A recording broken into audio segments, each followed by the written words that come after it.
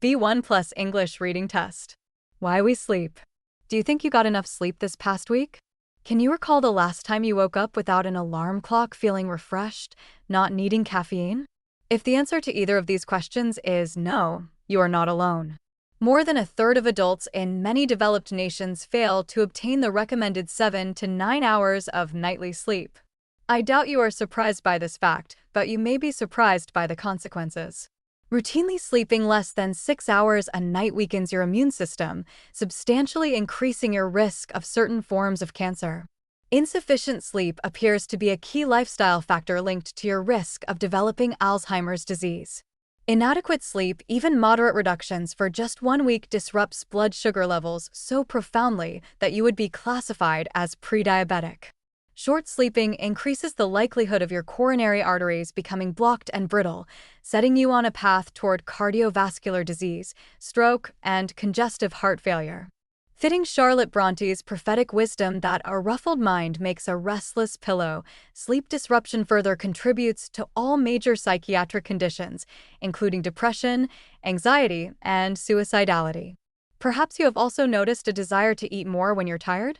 This is no coincidence.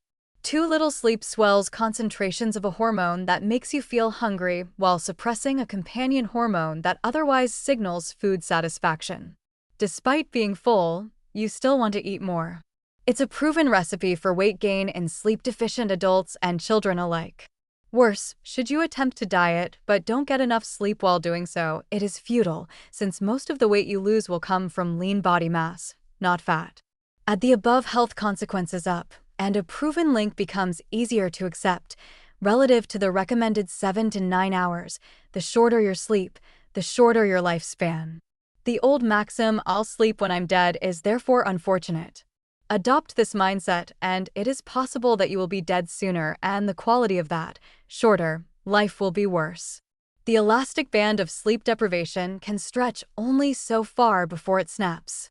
Sadly, human beings are in fact the only species that will deliberately deprive themselves of sleep without legitimate gain. Numerous components of wellness and countless seams of societal fabric are being eroded by our costly state of sleep neglect, human and financial alike. So much so that the Center for Disease Control declared insufficient sleep as a public health epidemic.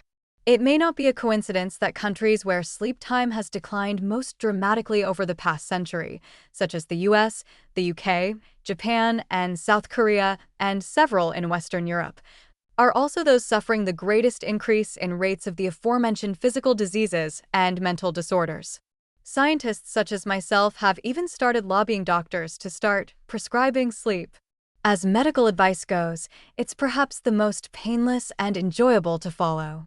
Do not, however, mistake this as a plea to doctors to start prescribing more sleeping pills. Quite the opposite. In fact, considering the evidence surrounding the deleterious health consequences of these drugs,